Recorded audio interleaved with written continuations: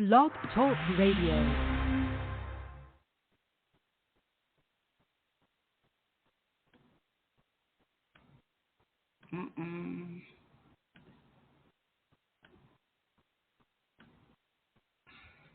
Hello, hello, hello. I am your host, C-Mo, of What's Really Going On, Blog Talk Radio and Podcast. I am super excited to bring my very special guest on tonight, Miss M.D Labelle. And I apologize. I don't know what happened with my music. It just didn't happen for me just now, but that's okay. We're gonna roll with it anyway.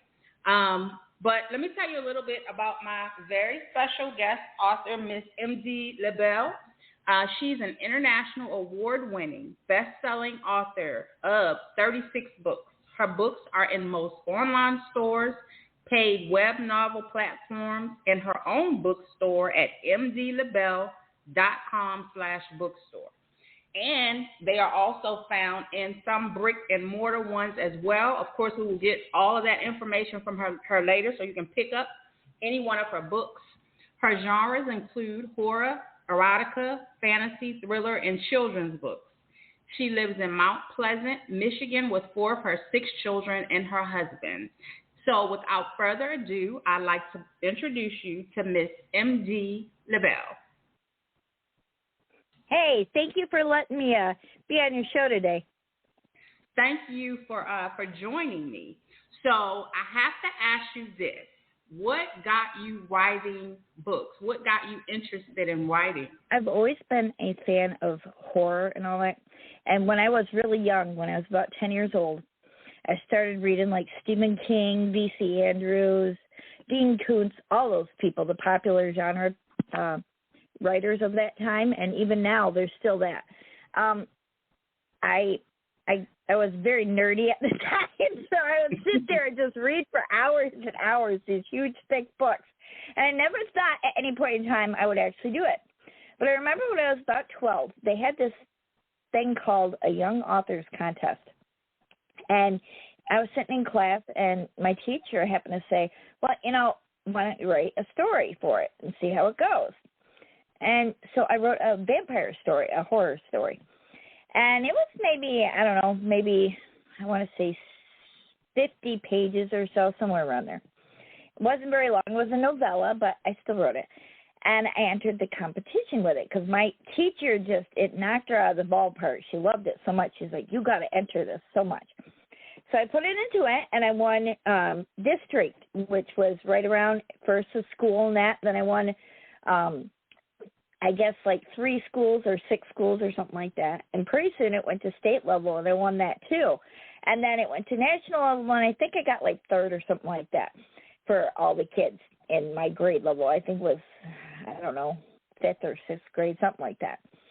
Right. And so I sat there, and they put me in the who's who something of people or that, whatever at the time. And this was like in the 80s.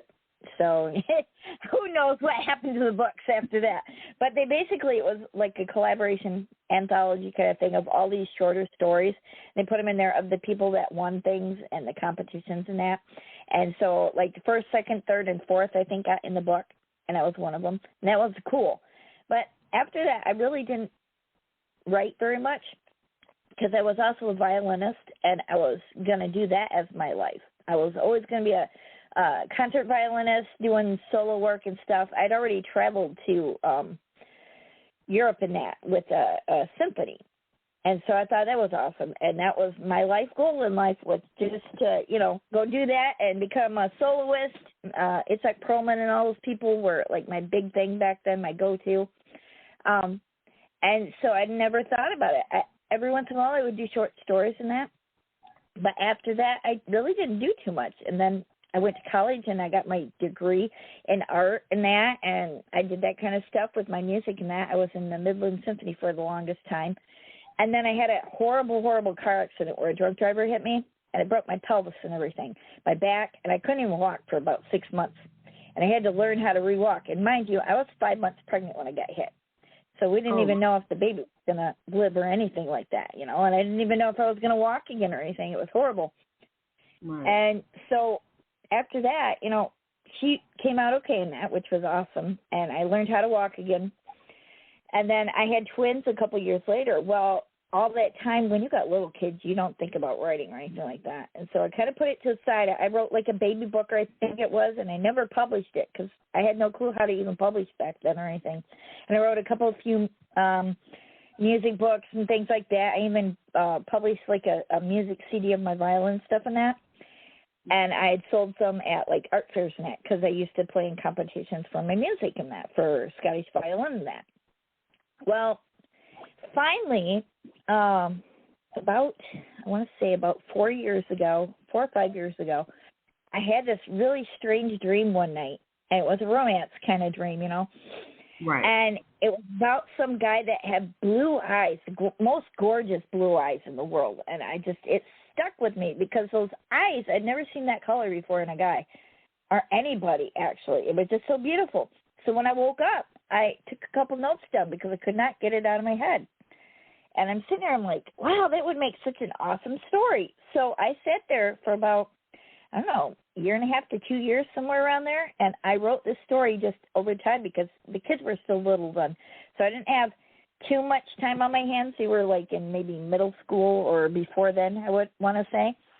So they still needed me a lot. Once they got home from school, I had to do all that kind of stuff and that, make sure they got to school. I had to drive them everywhere, And so I didn't have too much time. So every maybe a couple hours or so, I'd get to write a day, if that. And I just put it together over that time period. Well, I never thought about publishing it. Once it was done, I kept rewriting it because it didn't sound right. Never wrote a book before, a whole book, especially a romance novel. So I had no clue. And I'm like, well, I wrote like Harlequin romance when I was growing up and that. My mom would always have them. So, stupid teenagers. Do that kind of stuff. So I read that, and I'm sitting there, I'm like, well, I'm sure I can do that kind of stuff. Come on, So I wrote the book, and my daughter is kind of funny. Her and her friend, she's like, oh my gosh, my mom made a ghost horror. It's like a horror, but it's like a ghost romance novel because it's supernatural. And it's kind of funny. It's not like the Ghost movie with Patrick Swayze or anything like that. It's like more intense kind of thing, Right. Like a reverse harem romance novel kind of thing because she does it with so many guys and all this stuff. It's kind of crazy. It's like 7 or 8 guys involved in this plus a ghost. Uh-oh. I know. So that was my first novel that I actually wrote. I'm like, wow. It just came out of nowhere. And I sat on it for about, I don't know, maybe 6 months or so. And after they read it, they got the biggest kick out of it. They loved, I didn't let them read the juicy parts or anything because they were still only like 13, 14 at the time. I'm like, no, not doing it.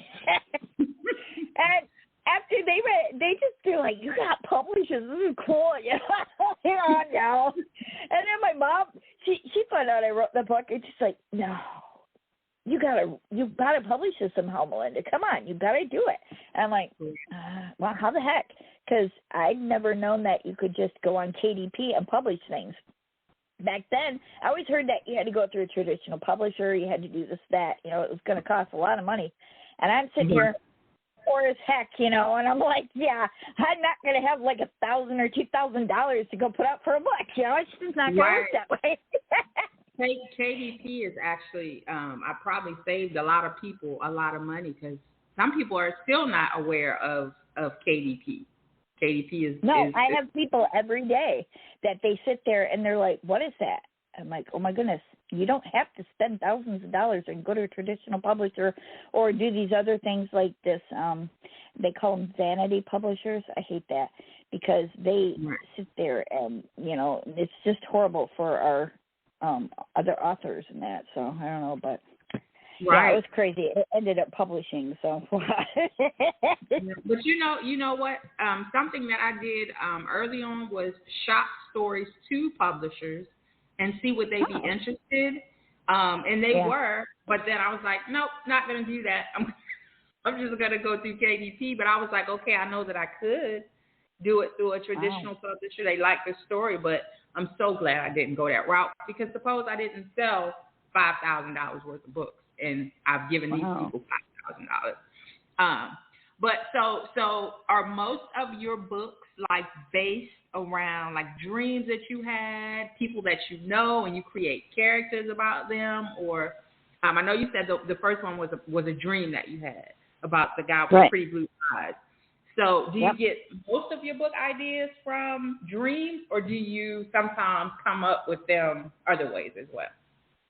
Well, it's crazy. It's weird. Like, I fly by the seat of my pants. Like, one day I'll be sitting here, and I will see a picture, and a whole story just pops in my head out of nowhere, and I don't know how. It just pops in my head. I kid you not. And so then I will hurry up and write a blurb for it, and then I will make a cover because I make all my own covers and that because, like I said, I have an art degree. So Right. I do that. And then I write up the blurb, and I usually write at least first chapter. And if I'm say writing another story at the time, I'll just put it to the side. I've got it saved in my computer, so I know exactly what it was about and everything, and got the thing going.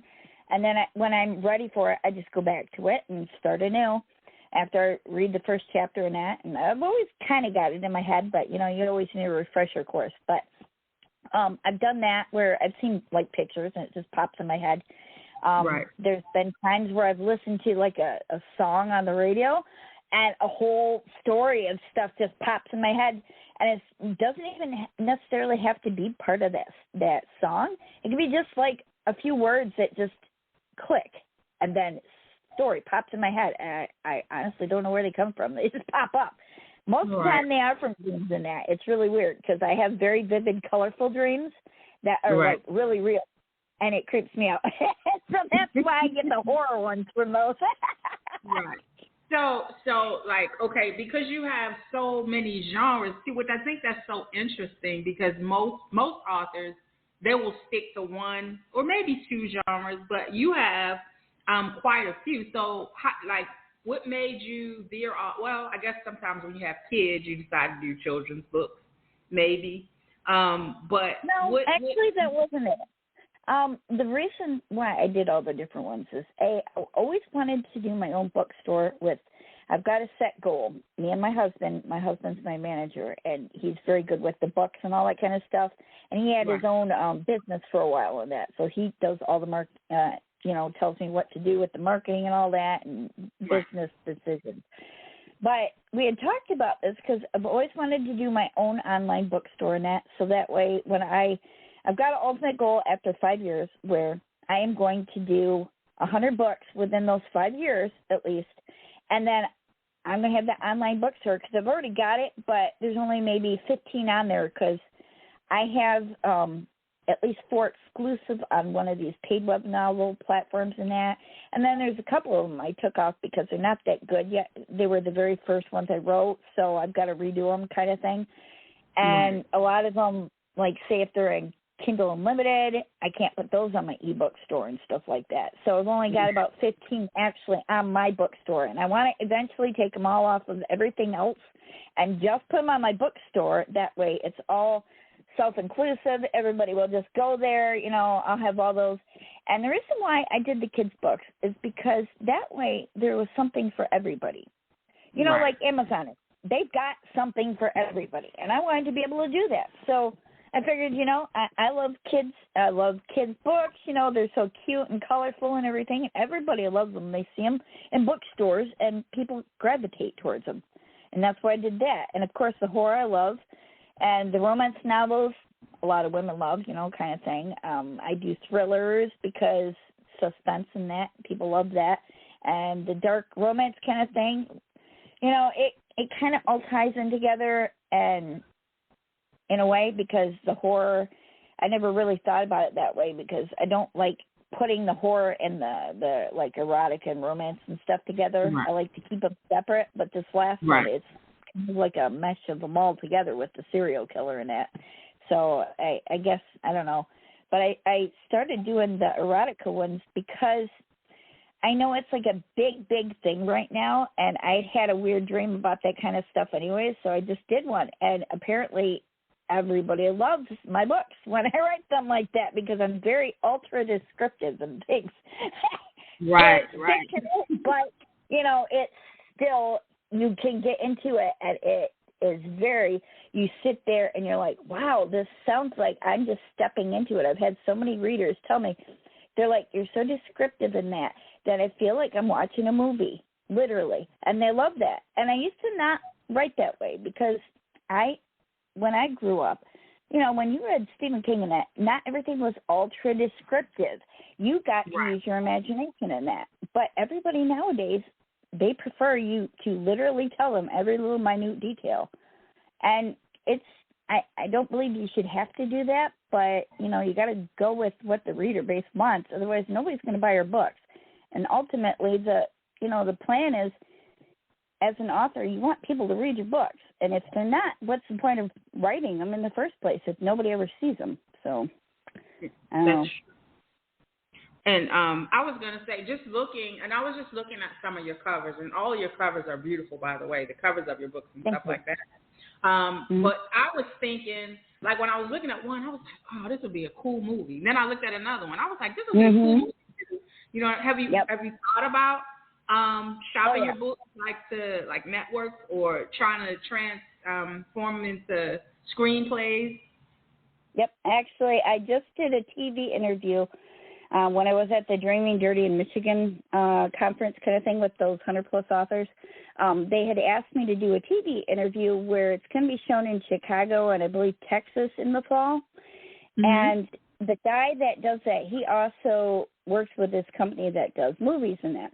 And we were talking about this because the Soul Eater and The Lake, when I wrote them, I always had in my mind, I always wanted them to be movies. And when I made those covers, it kind of just clicked. They look like a flipping movie. No matter what I did, it just, that's what I was thinking. I was like, man, this would be a cool movie. And just reading them, I was like, and like you said, the way you write, so descriptive and all, I was like, man, this would be amazing movies. So I'm looking forward to seeing that sometime in the near future. M.D Labelle and big screen. I hope so. Well, yeah. That'd be cool. Well, I know when I talked to the guy, he said, contact him with about 6 months or so because right now they were doing some other big stuff.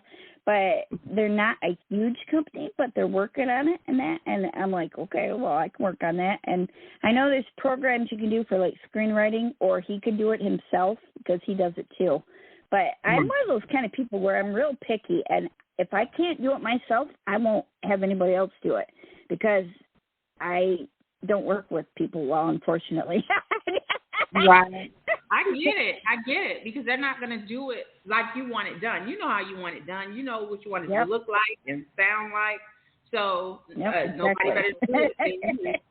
I know I talked to another young lady. She was kind of the same way, and she did like a YouTube. She ended up doing everything herself, but she put it on YouTube, like a YouTube movie series. And I thought that was a cool idea too. The only thing about when you're doing it independently, you just have to make sure you have all the funds and stuff to do everything. But I think it would be a great idea. Definitely. To put it out there. Have you done any audiobooks at all? You have audiobooks, right? Okay. Well, I wanted to do other ones, but see, the thing is, what always held me back was at first I didn't have the money or anything like that. Right. And so I was kind of hesitant, and I was also wondering how in the world you could do it, because I've seen all these people, they got the audiobooks out there, and through like Audible and that, and I've got my books everywhere, so it's not like I could do them exclusively, because I know on Audible you have to be able to do it without paying thousands of dollars to the audio person, to the narrator. You've got to sign it exclusive for, I think it's like 5 years, something like that, because I just did that with one of my books. And so I had been holding off for a while. I just figured I'd get a whole bunch of books together, and then if I found one that I really, really loved that would be good for like a wide audience, because I kind of cringe every time I think of a narrator saying the F word and all that kind of stuff. I'm just like, and sometimes I put that in my books because, well, the characters, they call for that kind of thing. And when I put the words in there, like this, I try to think of what that character would say, And if they say that a lot, like in this latest book, she is about to kill some guy. Right. And basically the one character comes out from the bar, and he's like, F this, F that, you know, all this kind of F word and everything, you know. And she's like, how many times can you say the F word in a sentence? She's being sarcastic, you know, like, come on, you know, how many times can you say that? And I can't see a narrator saying that kind of stuff. It just, I don't know, it's very off-putting to me. And I can't see another reader sitting there listening to it and want to hear that a lot. But it's one thing if you're reading it because you know what the character, and then listening to it, I don't know. So I finally found one. It's called It Had to Be You.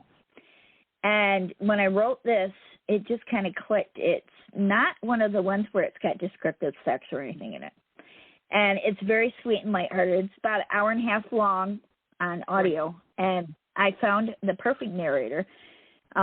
My stipulation was I wanted somebody that could be very heartfelt, deep feeling in that, and you could hear it in their voice when they you know, because she cries, you know, she's upset, she yells, she screams, you know, all kinds of stuff. She swears at them, all that kind of thing. And I wanted that all to be portrayed in somebody's voice. So they had to be good at what they did, or like an actor's kind of thing. And I was lucky. It was kind of funny because we're from Michigan. And so is this narrator. It was like a couple hours away from me. I'm like, wow, that's kind of weird. My first one. And the thing is, when I put an audition on Audible, the first bite I got was this lady. And I didn't even look any farther because she gave me an audition. Because what you do when you go on Audible, you you basically make up an audition of like a couple pages that you want read. And she did an audition, and she did a great job, and I really liked it. And I'd never heard of them before or anything like that, you know. And I guess she's done a couple other ones. I'm not entirely too sure. But when I heard her voice and that, and the way she spoke it and everything, I was dead set on her. So I was like, cool, we're ready to go. I don't even have to listen to anybody else. They were good, you know. And she did it in like, I want to say like a day or two. It was absolutely amazing. I mean, mind you, it's only an hour and a half, you know, read, but still, you know, I could not believe she did it in that amount of time with all the stuff they got to do technically in that, recording it and that, because apparently the sound has to be certain decibels in that, and if it's just not right, like I think one of the chapters was just a tiny bit off, so Audible just flat out turned it down, and so she had to completely re-record that chapter and that, and so, yeah.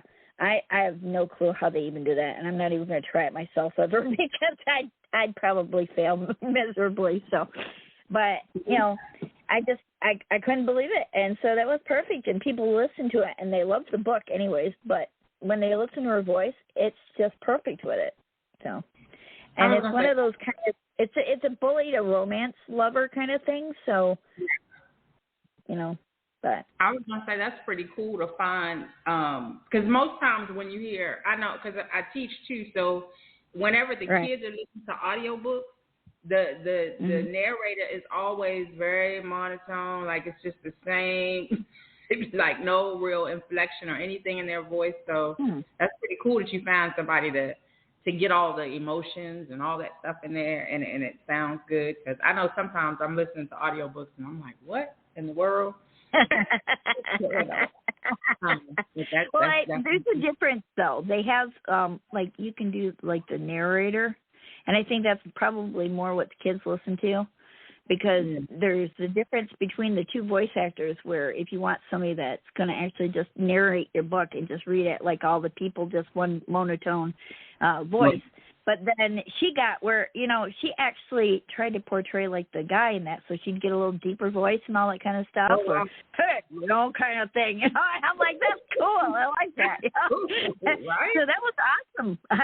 I wish her the best of luck in her career in that, because she did really good. So that is really, really cool. So do you have any books coming out?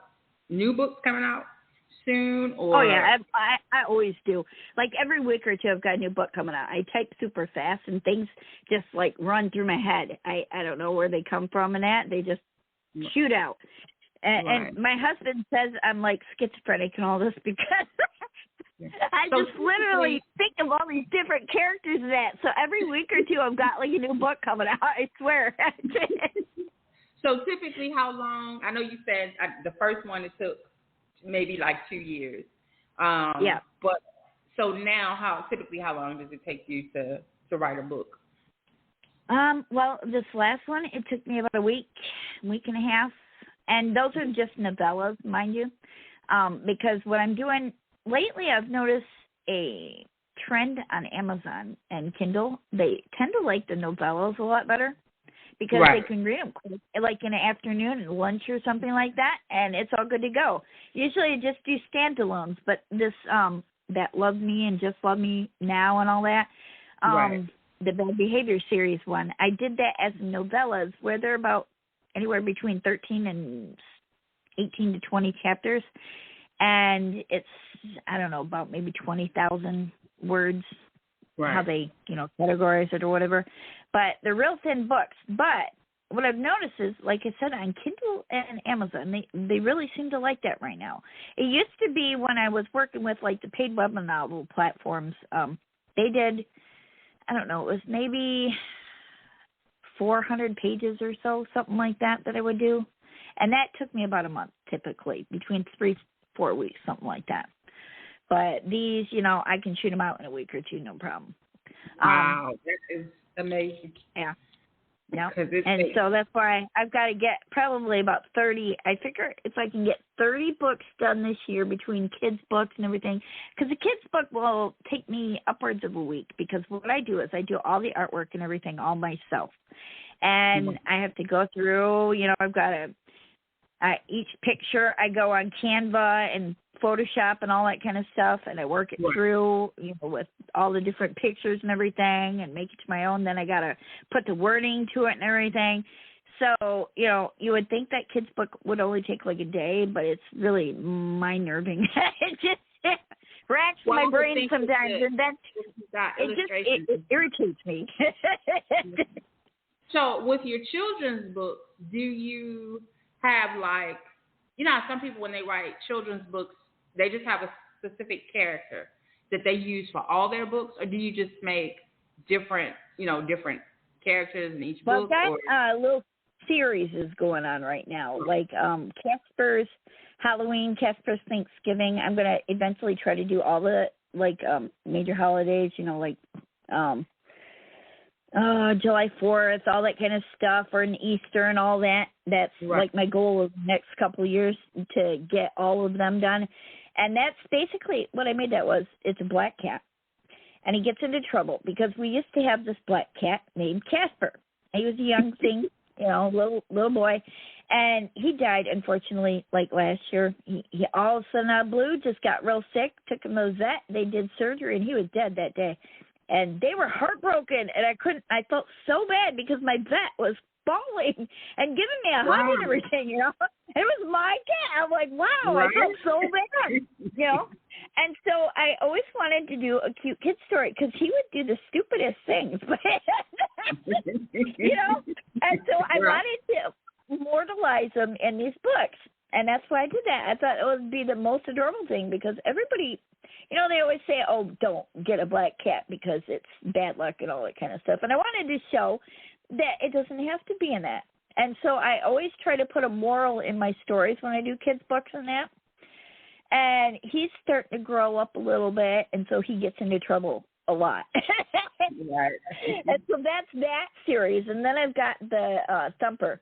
We have a buddy that we have, and his name's Thumper. He gets into trouble a lot, too. So he's perfect for these kids' books. And so I got that where it's Thumper's grows up where he gets on a farm, and stuff. He gets in trouble and that, and life lessons kind of thing, And then there's Thumper Meets the Babies where he gets real upset because he's going out to play, and then there's these babies everywhere, animals on the farm, and he's like, what the heck?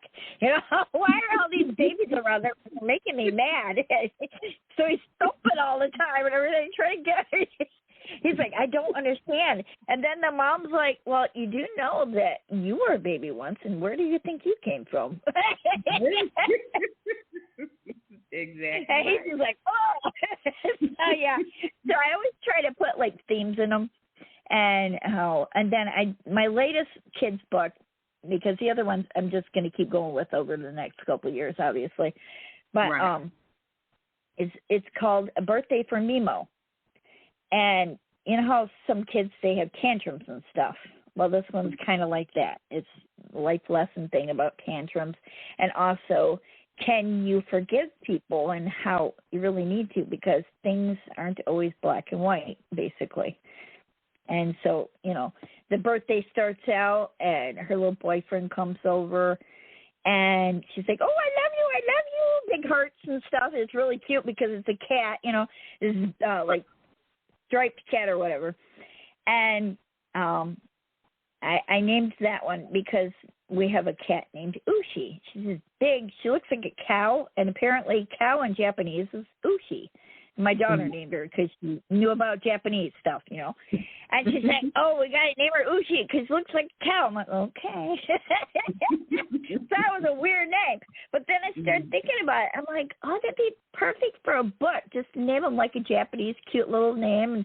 And I didn't realize it till after I wrote it and published it that they've got all these other books with Mimo on it. So I was glad I put A Birthday for Mimo instead of just Mimo something, you know. Because otherwise it get lost in the books constantly in that.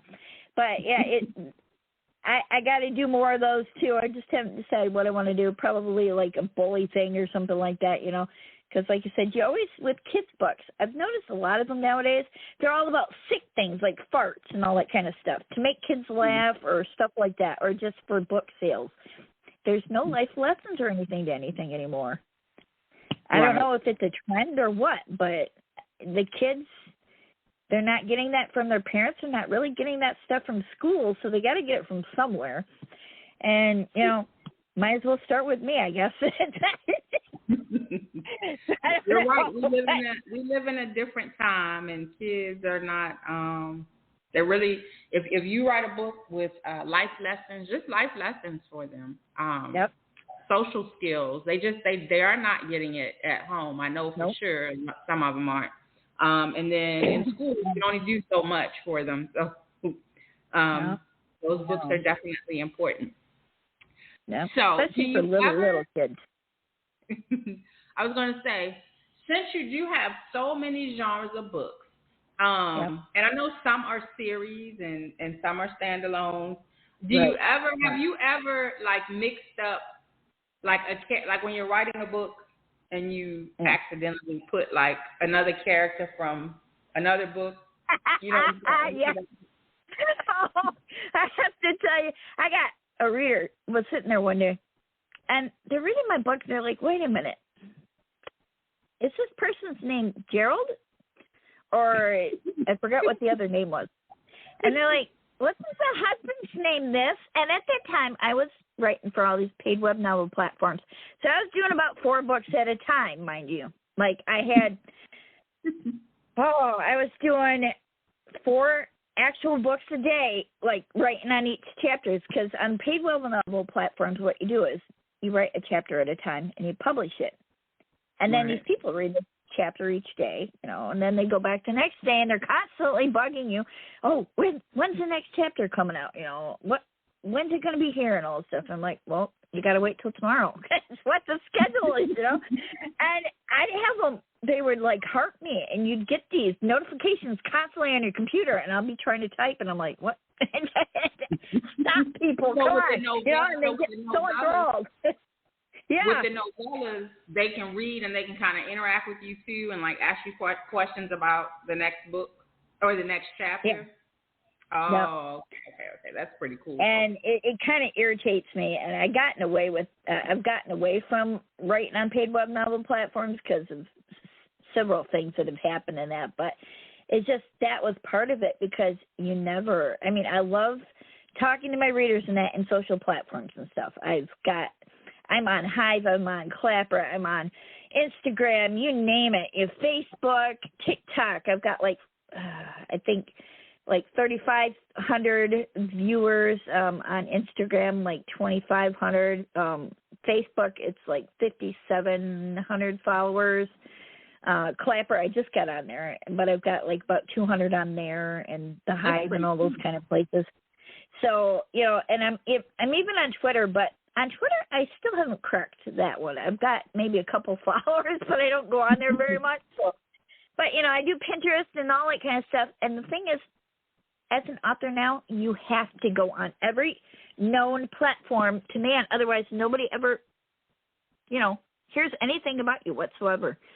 And so it's kind of hard. But, yeah, that book, it was kind of weird because the husband, like I said, I think his name was Gerald, because I've done so many books. Half the time I don't remember their names now until I read it again, because it was one of my very first books. And at that time, I was writing so many at the same time and all this kind of thing. It was amazing. And so when I talk to authors now that are first starting out, like on those paid web novel platforms, I always tell them, don't make the mistake. Do not write more than one book at once. I don't care how much money you can make.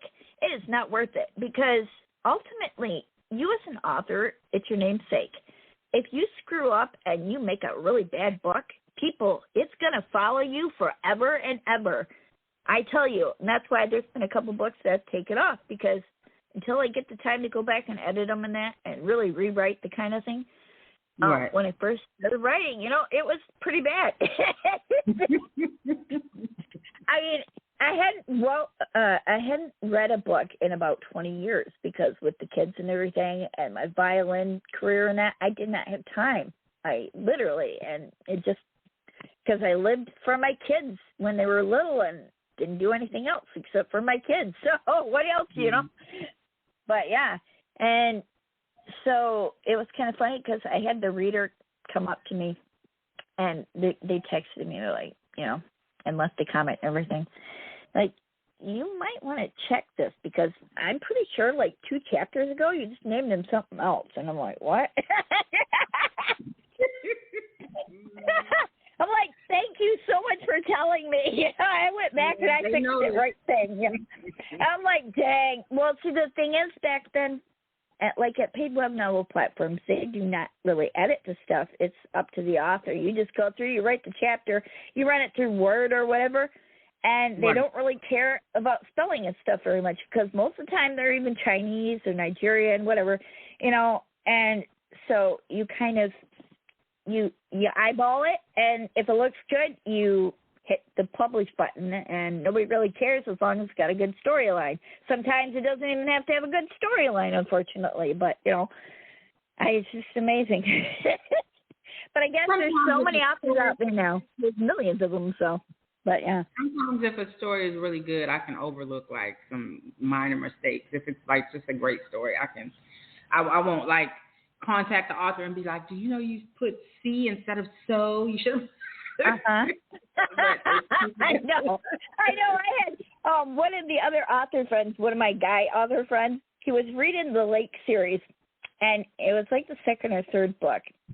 And I remember he was talking about, he's like, in one of the places, I don't know if you can still change this or not, but I don't remember what it was. It was C or something like that, or no. I put N-O, it's the N. Known. The thing is, when you're doing the word programs and that for spell checking and that, they don't catch that thing. And I read them over and over. I'm very obsessive about this now. I'll sit here and I will read a chapter like 3 times over and over again to see if I can catch everything after I've done it through the software programs, and to see if it sounds good, while I read it. And I'll read it aloud. Well, the problem is I have to do it when the kids are at school, because it's not like I can say sex things with them sitting there, So I don't always catch things, and I feel bad about it, because I write things so fast and publish them so fast. I really can't afford to send them off to a proofreader for like 3 months, because most people, from what I've heard, it takes like 2 to 3 months for the proofreaders to get through the stuff. And then get it back to you, and then you got to correct it all, and then you got to get it back to them again. And that's why I end up relying on software programs and eyeballing it, because what else are you going to do if you're constantly moving and you've got all these books you got in your head, and you got to get them out there? So And that's what people rely on. I mean, I literally just signed, I think it was last night, with this book. It's like a smut box kind of book thing. And basically, she loved me because I put out a book, at least one a month, and that's what she needed. She wanted an author that could do that systematically every month, where I've got a new one out there, and then I got some of my old ones they can put in there too, and all that kind of stuff, because I've got so many. So. That's pretty cool. Now, do they put those boxes out like you said they do them every month? They do them every month? It's a subscription box. I forgot what it's called because I just literally signed with it like last night. Smut something. And Smut it'll box. be on my website. It'll be on my website and like my Facebook and all that. I think I posted it on Facebook today, so that way some of my subscribers knew. And I've already at least got one person that's already trying to sign up for it. So as soon as the website's back up, I think it's down for like a day or two because they were revamping the website and that. So, but yeah, and I've got so many followers in that it's really beneficial to her too, because now she's going to have a lot of my people on there. And then of course we all make money because when people subscribe to it, then, you know, everybody gets a little bit here and there. So, and then they get it better too, because if they have to buy one of my books for say $10, $15 each, they can pay $25 for this box. And it's got 5, 6 books in it from various people, from the different authors each month. So it's pretty good, you know, and it's going to be a different book each month. Or like say if I do a series like this in July is when mine starts, and I'm going to have Lusting After Night in there and Craving After Night. And so then the next month I'll take a brand new book I'll put in there that I just wrote.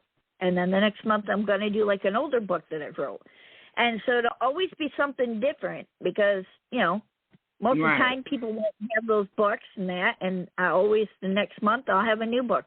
And if I put 2 books in there, I'll put a new one and an old one. So they always get something out of it. So, but yeah, it's much better because if you think about it, if you got like 5 books in there, that's about $50 at least, because most books on Amazon start at least $10 for the paperbacks. Yeah. And you're only paying $25 for all those books. So it's super good.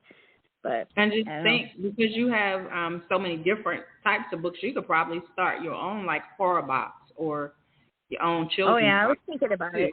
Well, eventually I'm going to do that, but right now I'm just more concentrated on trying to get the books out there. Once they start slowing down a little bit, then I'll get into that kind of thing, because I had thought maybe with my bookstore I was going to start doing a subscription thing.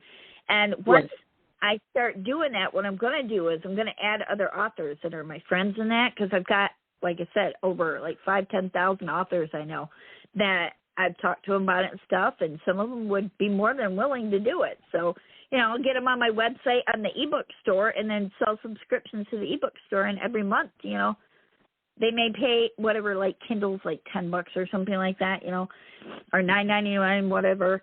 And then whatever is on those bookstores, they can read. And if I'm constantly adding a new author on there too, you know, and see, this is the thing with me. I am very ultra honest on everything, where if I put authors on there, no matter how many books I personally have on there, I would always give them a percentage of what everybody had. So say if somebody else has 1 book on there, another author, and I've got 50, I'm still going to take the same percentage as that one person. Just because that's the way it is. And I hate all these other places where they take so much money. They're so money hungry over everything, and it's just bull. If you're going to be an author, you can't be that way. Everybody needs their, you know, their own due, but I don't know. That's why I got away from a lot of things that I had been doing when I previously started authoring and that, but I don't know. I just seen how people did their business in that, and I really did not like a lot of it. So. Yeah, but it's true. Like you said, you have to pretty much be on every single platform, and you got to get your books out there, because if you don't, nobody's ever going to know you even wrote a book. Nope. So, well, another thing too, though, is you've got to write more than 1 book. The authors don't seem to understand this. I have several author friends who wrote 1 book, and they're pushing that 1 book. Sure, they may sell out of that 1 book 10 copies, big whoop, you know, but if you go to a book signing, people, they look at you and say, you've got 1 book, big whoop, you know. And I know that's not nice to say, but that's what they're thinking, honestly. I've had plenty of readers. They look at somebody, like at that 100-plus author thing, there was a couple people that had like 1 or 2 books. They skipped right past their table and they went right to mine because I had like 20-some books out there. And right. they had lists, you know?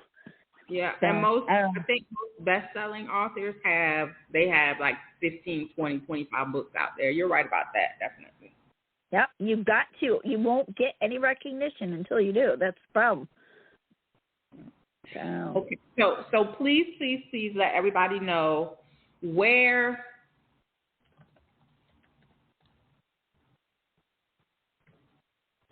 Hello? Where they can find. Yeah, I'm sorry about that. Where they can find where they can find your bookstore online. I think I said it, but I don't know if I did the address right.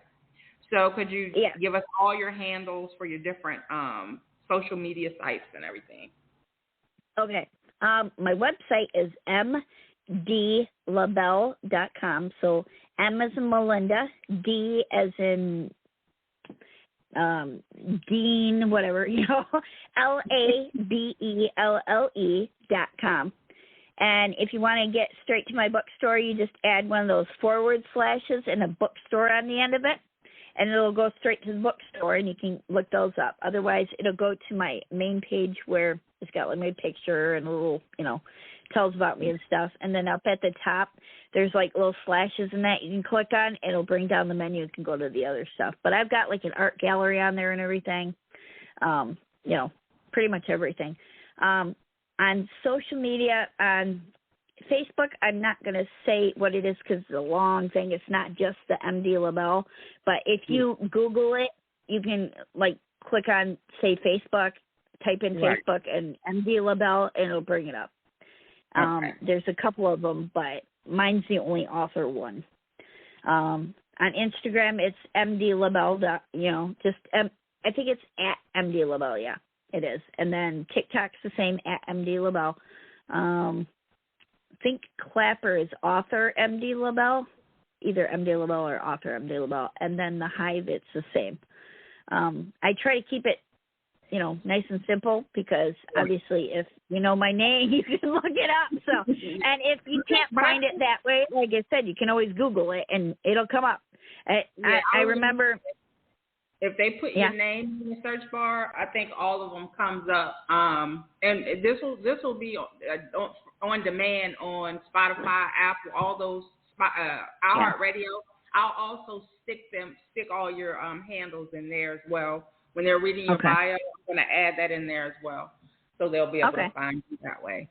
I know if you Google it, you can find them anywhere because I put my name in there, M.D Labelle or author M.D Labelle, and there's like at least 8 pages full of stuff there. So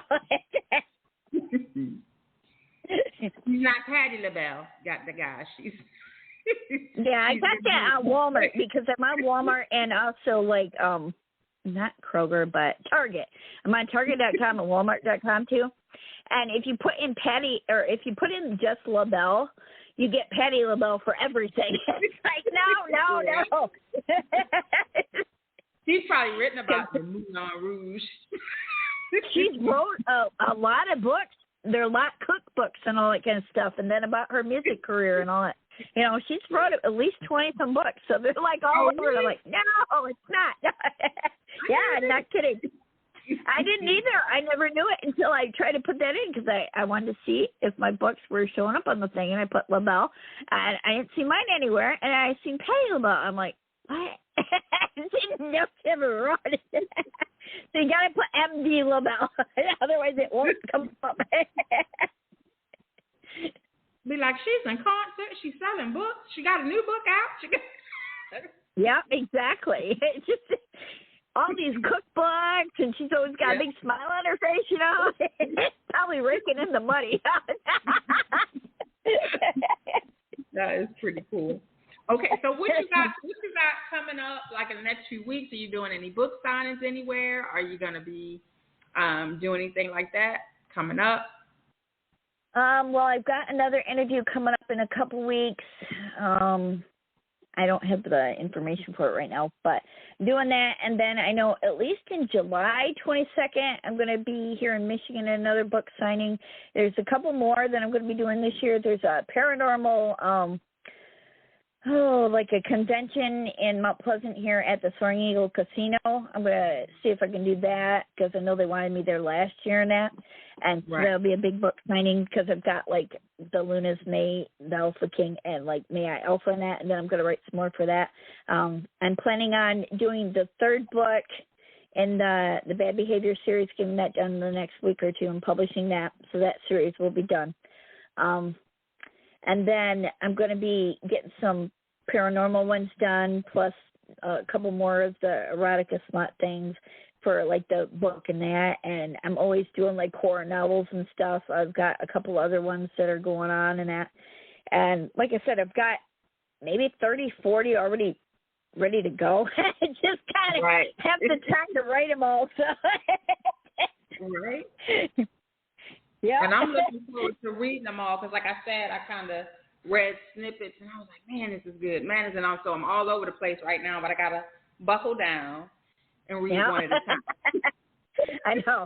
Well, that's the thing, though. I've had some authors that they're like, well, can you read my book and review it for me? You know, because we've seen you do that with a couple other people. And I'm like, well, if I get the time, so then I'll have to force myself to do it.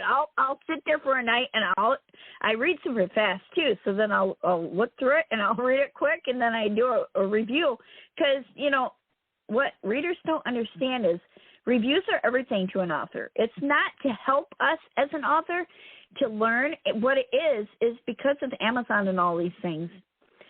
You know, but they don't. They don't understand this. If you put like a 1-star and you don't put a review next to it to explain why, you could have meant just that it wasn't right for you. You know, like say if it was a horror novel and you only like mystery. You don't explain that. Amazon and those people take that as a 1, and it sucks. Don't read it. Nobody. You know, and then, you know, it's like, why? If you've got 5-star ratings on everything else and then you get a 1-star, it's like your head scratching, you know? You're like, what? And that's what I want the readers to know that.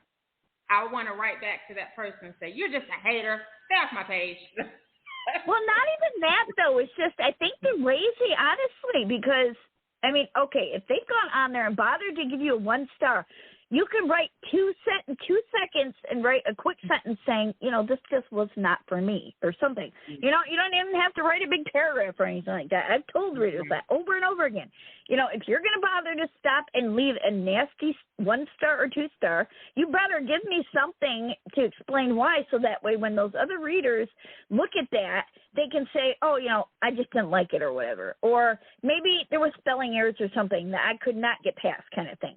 At least then, you know, it gives some kind of explanation, because otherwise everybody's like, oh, it really sucks. And then Amazon and Barnes and those people, they write it off, because if it's got a 1-star rating, they won't put it on emails and stuff like that unless you're like one of the big ones like Stephen King or something like that. If you're an indie author, they kind of look at you like, oh, it must be horrible if you've got a 1-star rating, and they're not going to put you on emails or anything. No promo whatsoever, and you'll never get anywhere. Yeah, and I see a lot of authors, like, they'll post online. If somebody gives them a 1-star or 2-star, they're really upset, and then they're posting it on Facebook. And I'm like, hey, you got to take the good with the bad with the good, and just move on. You got 1 star, and you got 25 4 or 5 stars, so it's okay. And like you said, it might just not have been their thing. Everybody. And that's what I tell people, too. You can't really get offended when people don't read the book, because it might be just, it's not their thing. That's not what they want to read. So just not your target audience. I know. And keep up with it. That's all you can do. But I am so thankful that you came and you talked to me tonight and you hung out with me. And I look forward to talking to you again. Our time is almost up. I'm looking forward to the box, to the smut. Oh, yeah. It's pretty exciting, because I've never done anything like that before. I've done pretty much everything. I mean, we're talking, I've been on TV, you know, done the web novels, everything, but I have not done that. So it's interesting. That's pretty. I mean, to me, that's like pretty cool to be a part of something like that, and your book gets to go out into many hands every month. That's really cool. Oh yeah, that's a major thing, getting those books in people's hands. Well, I know she said that right now she's only got like 100 or 200 subscribers, but I'm working on getting more. Like I said, I've got at least one. I just happened to put a post on today about it, and already one of them saw it like right as soon as I posted it, within like 2 seconds. So like, I want it. I'm like, okay, I'll let you know as soon as she's got her website back up, and you can subscribe. I know, I saw it. So if anybody here, but I didn't know if it was is it a link to it or something. Is it a link there? I don't have it yet because, like I said, she had it, but the website is down. She said it should be back up tomorrow. But if once I get something on it, I'll plaster it all over social media and everything, and probably my website and that, and just so everybody knows about it, and if they want to, subscribe to it or whatever. And I'm working on possibly doing a couple other ones too, because I figure that way, if I'm in several of them, it'll spread it out, like say if I can, like you were talking about a horror one, if I can get in a horror subscription box, that'd be great for my horror ones and stuff like that, or the kids ones, whatever I can do. So I don't want to do two smutty ones together, because then that kind of takes away from the one sheet, and then, the subscribers will be spread out, and that's not really fair to them too. So, but. Yeah. You and another thing, do you do like T-shirts and stuff like with your book covers on them, like maybe on your website? Yeah. Oh, okay. I was gonna say I love those book covers. I think they'd be cool. They have a Zazzle store. It's like a print-on-demand kind of thing. I've got a Zazzle store there, and I don't have the info right now for it, but it's on my store on my website. I've got like a link to Zazzle store, and I've got everything from like notebooks that have like the covers on them. I've done shirts, I've done hats, all kinds of things. Like when I did my book signings, I had made up a couple of shirts and hats and that, and I put them there. I've got pens with because Casper Publishing is my publishing company. Yeah, I've got my own publishing company and everything. And ultimately, like I said, I want to do the bookstore, but also I'm going to end up getting into the publishing business with everybody else too.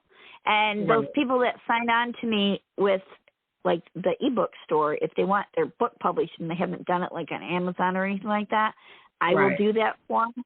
And the thing is, everybody else charges for that kind of stuff. And so I don't know if I would or not, but if it was, it would be very, very little, because it honestly doesn't take that long unless it's like a kid's book. That is hell on wheels. I didn't even want to do it for my own. So since you're doing, if you get, or you already have a publishing company. So so when you take on authors, are you doing the editing for them and all that kind of stuff too, helping them with covers? Well, no, I haven't done that part of it. Yeah, I've got the publishing company for myself. It's Casper Publishing. And then about a year or so, maybe I'm going to start doing this other stuff. Like I said, right now I'm just trying to generate enough books and that. And once I start to slow down a little bit, where I might do maybe a book a month or two, then I'll start doing the other things, because I was even going to do like my own web novel platform and that, but I realized how much is involved in it, and I just don't have the time right now. So it's going to be like a year or two down the road, because I just figure I've already dipped my toes into all this stuff, so I'm just going to keep going with it. And once I've got so many books that I can say I've got a big bookstore, and then I start adding other people to the stuff. So yeah, that'd be cool, because like you got enough books right now, you could have your own little small storefront probably. Yeah, I know. Well, I do, and I've actually had people go there and that, And what I do is I have a couple, because they're EPUB format, and not a lot of people like to do that because they all like their Kindle and all that. But what they don't realize is you can go on the Amazon website, the Kindle website. You can take my book that's downloaded, the EPUB, and you can email it straight to your Kindle, and it'll go right on it. So you can read any of those books that I've got on there just fine. Or you can just use like even the Barnes & Noble's app, the Kobo app, anything like that. They all read that, the EPUB format. Or you can get all of them on Google Play. There's all kinds of ebook readers and that you can get the software and stuff for, or apps, and they read that. And they take a look at that on my website, and they're like, oh, you know, these people, they're not comfortable with it because it's not Kindle, you know. And so I'm slowly getting people into it. So what I do is I get a couple books that are smaller, like short stories and that, and I put them on there free so that way they can take a bite, see how it works, so that way they're not wasting any money in case they don't want to do it or whatever, or freak out about it because they got to pay for it kind of thing, you know. And you can set up your account and everything on there once, just like Amazon and everybody. You put in your stuff, your info. It's all safety regulated and everything. Nobody, you know, there's no security where they can lapse, where anybody gets any info or anything like that. Right. You put the account in there once, and then you save your password, and then all you got to do, go on there, click on your thing, and you can automatically, you know, order a new book or whatever. And it's going to be nice when I get those other, you know, people on board and that. Right. And then if we do the subscription, like I said, then we're going to have like maybe 20, 30 authors plus all the books that I've got, whatever they come up with in the ebook format and stuff, and go from there. And then it'd be like maybe $10 a month or something like that. And you can get whatever's on there if there's a new book, whatever, or if you haven't read the old ones, you know. So we'll see. And, you know, it'll be interesting. So. Yeah, and I'm looking forward to seeing some of your books on the big screen soon. I think it's going to happen. Oh, I hope so. Well, see, The Soul Eater, it's more like an episode kind of thing. So I always envisioned that as like a TV show for like a couple of years.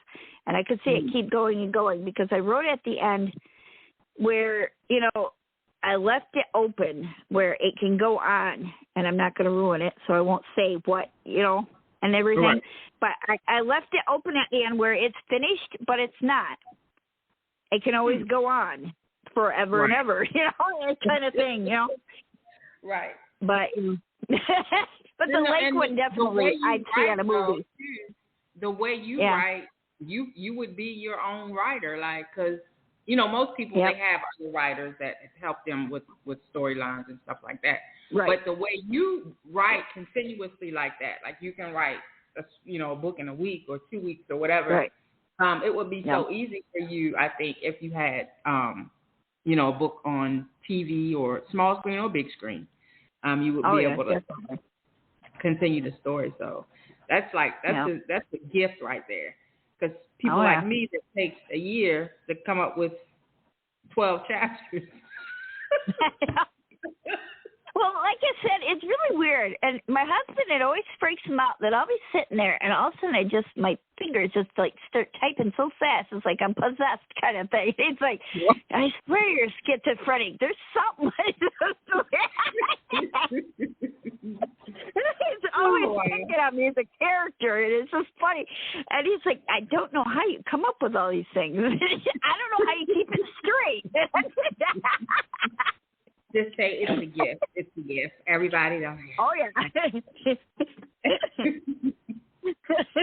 That's cool. And then you play music and stuff like that. You can do your own music for your movie. That'd be, man. Oh, yeah. And I do the art and everything, you know. You heard what I said? I got big plans for you in my head. Well, I did too. I just got to get the money to do it. So if you know anybody that's got a couple million.